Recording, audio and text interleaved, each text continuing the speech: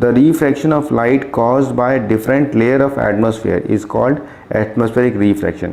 आपको ये पता होगा कि रिफ्रैक्शन क्या होता है कि लाइट जब एक ग्लास के अंदर एंट्री करती है तो उसका जो पाथ है वो चेंज हो जाता है। यहाँ पे पाथ चेंज हो रहा है, यहाँ पे पाथ चेंज हो रहा है, उसका जो रास्ता है वो चेंज हो जाता है।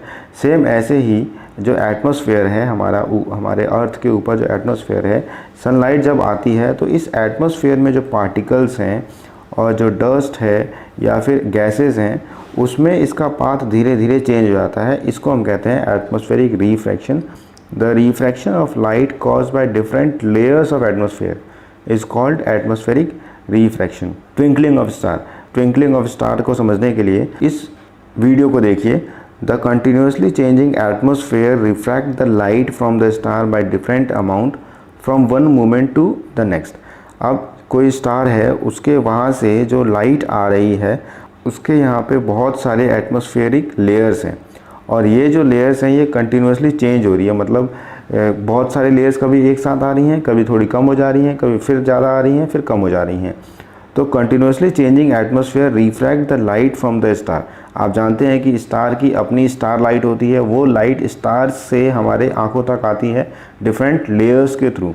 और वो जो लेयर्स हैं वो इतनी ज़्यादा हो जाती हैं कि कई बार हमें स्टार की लाइट नहीं दिखाई देती और कभी वो लेयर्स इतनी पतली हो जाती हैं कि कभी हमें स्टार की लाइट अच्छे से दिखाई देती है। सेम ऐसे ही when the atmosphere refract more star light towards us the star appear to be bright. अगर एटमॉस्फेयर ज़्यादा से ज़्यादा स्टार लाइट को रिफ्रैक्ट करता है तो हमारी आइज़ में स्टार की लाइट अपीयर होती है और हमें लगता है कि स्टार जो है वो ब्राइटली चमक रहा है। लेकिन अगर when the atmosphere refract star light then the star appears to be dim. और अगर एटमॉस्फेयर रिफ्रैक्ट नहीं करता है स्टार लाइट को या कम करता है तो फिर वो हमारे आइज़ तक नहीं आती, वो किसी और डायरेक्शन में किसी और को ब्राइट दिखती है। इसलिए हमें लगता है कि स्टार जो हैं वो ट्विंकल कर रहे हैं। By this way star reaching our eye increase and decrease continuously due to atmospheric refraction and the star appears to twinkle at night. Position of star, position of star में देख रहे होंगे ये एक्चुअल पोजीशन है star की और actual position से नीचे की तरफ आने पे हमारी आइज़ पे इसकी पोजीशन कुछ यहाँ पे दिखाई देती है।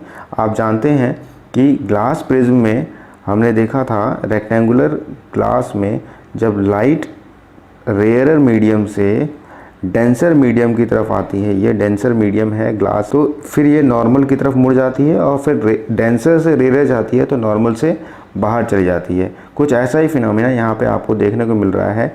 ये बाहर जो है वो रेयर मीडियम है और आइज़ के पास आते आते यहाँ पे बहुत सारी लेयर्स हैं जो कि डेंसर हैं। तो डेंसर की तरफ जब लाइट रेयर से डेंसर की तरफ आती है तो वो थोड़ी सी नॉर्मल की तरफ मुड़ती चली जाती है। नॉर्मल मतलब यहाँ पे लेफ़्ट की तरफ मुड़ती चली जाती है। इस कारण से जो एक्चुअल पोजीशन है स्टार की वो हमें ऊपर दिखाई देती है जबकि एक्चुअल पोजीशन यहाँ पे है।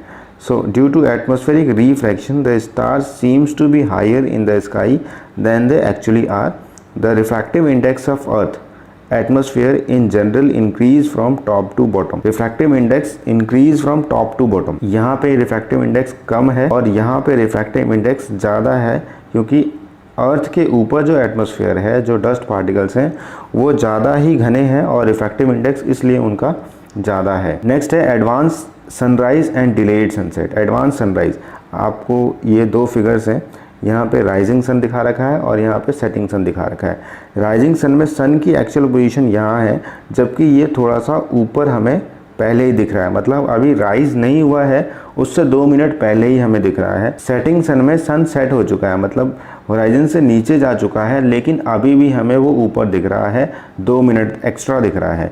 मतलब अगर डे का टाइम देखा जाए तो वो 24 आवर्स जो हैं वो 24 आवर्स में 2 मिनट सनराइज़ के समय और 2 मिनट सनसेट के समय, मतलब ये 4 मिनट जो हैं वो एक्स्ट्रा हमें दिख रहा है सन। यहाँ पे है the sun appears about 2 minute earlier than the actual sunrise.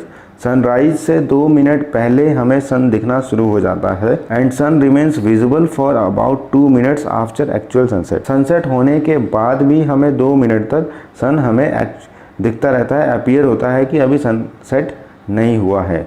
When the sun below horizon, अब यहाँ लिखा है कि ऐसा क्यों होता है कि when the sun below horizon the rays has to pass from rare to denser medium.